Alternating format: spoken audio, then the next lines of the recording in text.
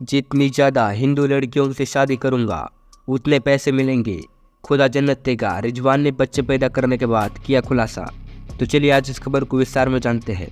सूरत के पंडेसारा इलाके से लव जिहाद का चौंकाने वाला मामला सामने आया है।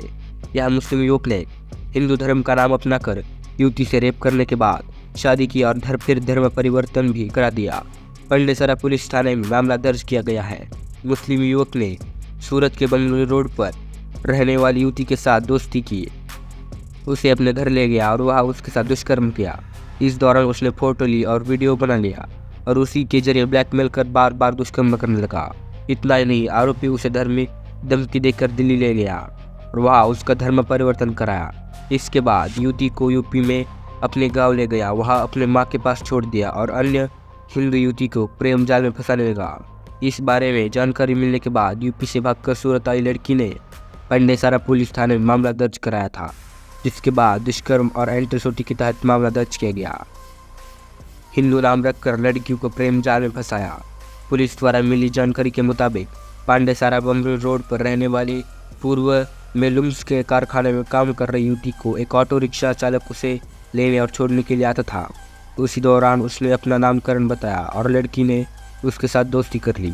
इसके बाद साल 2018 में किराए के रूम में उसे ले गया और डरा धमका कर उसके साथ शारीरिक संबंध बनाए थे, जिसके बाद उसका फोटो और वीडियो अपने मोबाइल में बना लिया था और उसी के आधार पर धमका कर बार बार उसके साथ दुष्कर्म करता था। समय बताया गया और एक दिन आरोपी ने उसे दिल्ली चलने के लिए कहा। लड़की ने जब जाने के लिए मना किया तो आरोपी ने उसके बहन और भाई को जान से मारने की धमकी दी, जिसके बाद साल 2019 में युवती को परिवार को बिना कुछ बताए कारण साथ दिल्ली चली गई। वहाँ किराए पर रूम को लेकर करण के साथ करने लगी और गर्भवती हो गई। बेटी के जन्म के बाद खुला राज। इस दौरान युवती ने एक बेटी को जन्म दिया। इसके बाद फिर करण ने बताया कि वह हिंदू नहीं बल्कि मुस्लिम है और उसका असली नाम रिजवान गफ्फार शाह है। वह युवती पर दबाव देने लगा कि वह भी मुस्लिम धर्म अपना के लिए बुर्का पहनना शुरू कर दे और नमाज भी पढ़ने लगे। रिजवान ने उसे कहा कि मैं मूर्ति पूजा नहीं मानता और आज से वह भी मूर्ति पूजा नहीं करेगी।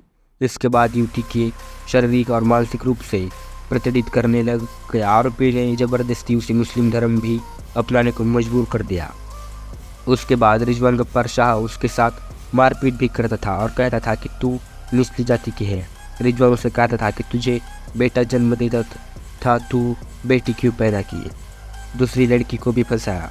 रिजवान ने यूपी में युवती को अपनी माँ के पास छोड़कर उसे मुस्लिम धर्म अपनाने पर मजबूर कर दिया और उसके बाद गृहस्थी बसाकर उसे वही छोड़ दिया। इतने में युवती को पता चला कि रिजवान किसी अन्य हिंदू युवती को फंसा रहा है। तब उसने रिजवान से इस बारे में पूछा। तब रिजवान ने हाँ भरी और कहा कि वह आने वाले समय उससे भी शादी करेगा और अपनी पत्नी बनाएगा। फंसाकर शादी की पर मिलते थे पैसे।